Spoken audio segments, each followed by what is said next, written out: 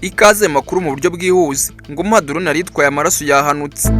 Mu karere ka Ngoma mu murenge wa Murama mu mudugudu wa Rutare habereye impanuka idasanzwe y'indege nto itagira umupiloti izwi nka drone. Iyi ndege ngo ari ikigo cya Zipline kizwiho gutanga serivisi zo kugeza amaraso ndetse n'imiti byihuse cyane cyane mu bice by'icyaro aho imihanda biguranye kuba yagira. Amakuru avuga yuko iyi drone yafashwe n'imvura nyinshi ndetse n'umuyaga mwinshi bituma itabasha kuguma mu kirere neza, amaherezo bikarangira ihanutse itaragera ku kigo nderabuzima cya Rukira aho yari igenewe kugera. Kugeza ubu ngubu ntiharamenyekana niba amaraso yari yitwaye yangiritse cyangwa se niba hari uburyo bwo kuyasimbuza. Rusizi umwana w'imyaka 4 yaruhamye mu Kivu arapfa. Mu karere ka Rusizi murenge wa Nkombo inkuru yabaje y'umwana ruhamye akomeje gushengura imitima ya benshi.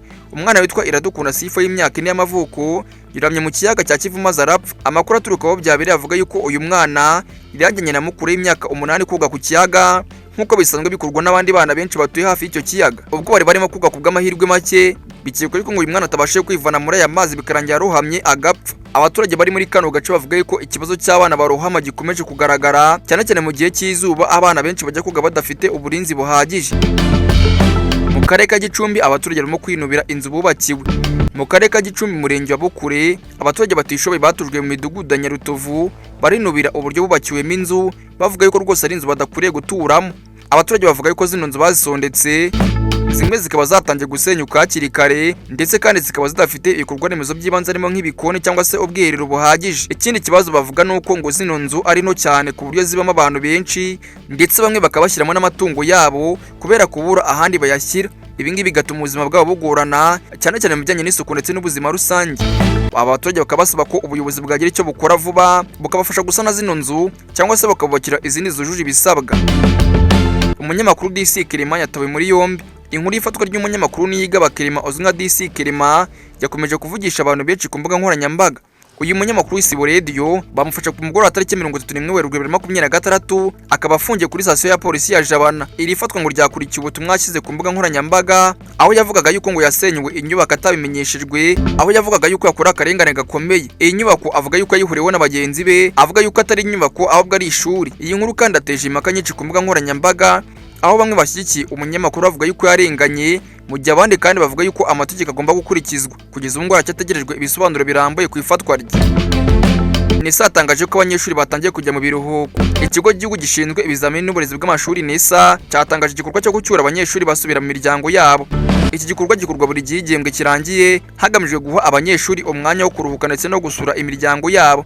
Ababyeyi kandi basabwa kwakira neza abana babo no gukomeza kubakurikirana no mu biruhuko cyane cyane mu bijyanye n'imyigire yabo n'imyitwarire. Abarezi kandi nabo barasaba abana gukomeza gusubira amasomo kugira ngo batazasubira inyuma mu myigire yabo. Izi ngendo kandi ziteganyijwe kuzarangira tariki ya 5 Mata 2026. Reka tujye muri siporo. Amavubi yatsinze ariko habaho impaka. U Rwanda rwatsinze Estonia ibitego 2-0 mu mukino wa FIFA Series. Intsinzi kandi yishimiwe na benshi.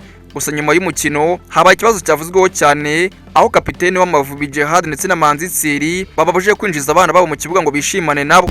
Ishyirahamwe ry'ababuzi bakinira Amavubi kandi FAPA ryamaganye kino gikorwa rivuga yuko kidakesha icyubahiro cy'abakinnyi. Bavuga yuko umukinnyi adakwiye kurebwa nk'ukina gusa ahubwo agomba no kubaho nk'umuntu ufite ubuzima bwe bwite n'umuryango. Basabye rero ko hakorwa iperereza ndetse hakajyaho ingamba zo gukumira bene bino bintu. Iyi nkuru kandi yagaragaje ko siporo atari gutsinda gusa ahubwo ari no kubaha no kwita ku bakinnyi. Reka tujye hanze y'igihugu majyepfo y'u Rwanda mu gihugu cy'u Burundi. Bujumbura iturika rikomeye ryateye ubwoba. Mu mujyi wa Bujumbura mu gihugu cy'u Burundi habaye iturika rikomeye ryateye ubwoba bukomeye cyane mu baturage. Abaturage bumvisha urukurikirane rw'ibisasu ndetse n'umwotsi mwinshi bituma benshi bahunga imiryango ndetse n'ingo zabo. Amakuru avuga ko rino turika ryabereye mu nkambi ya gisirikare ya Camp Base ryari rifitanye n'ikibazo cyabaye mu bubiko bw'intwaro. Umuvugizi w'ingabo yavuze ko habaye insanganya ry'amashanyarazi kugira ngo ritere rino turika. Ibi ngibi byateje akaduruvayo mu mujyi wose ndetse kandi benshi bagize impanuka mu gihe bahungaga. Hari n'amakuru avuga ko hari inzu nyinshi zangiritse n'ibindi bikorwa remezo bitandukanye byangiritse cyane. Abaturage rero bagaragaje ubwoba bwinshi, bamwe bavuga ko batari bazi cyari cyabaye. Iyi nkuru kandi yongeye kwibutsa akamaro k'umutekano n'uburyo ibikoresho bya gisirikare bigomba gucungwa neza. Ngaye nguko rero ayo ngo yari amakuru mu buryo bwihuse mbagiranye ingendo cyari Obi na iyi ngiyi ni Obi Time News. Obi Time News.